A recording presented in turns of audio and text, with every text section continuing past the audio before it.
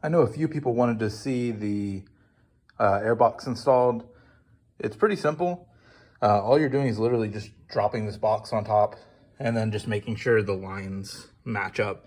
So there's a little bracket you'll install right here. You make sure that lines up. There's a hole down here. You want to make sure that lines up. And there's one over here. You want to make sure that lines up.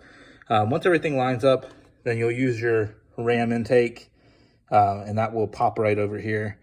And that's it. It's really, really simple here. I'll put the ram intake on there for you.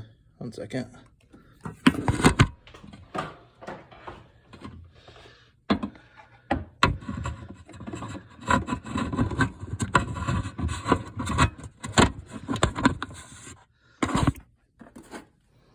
And that's it. It just literally just pops right in there.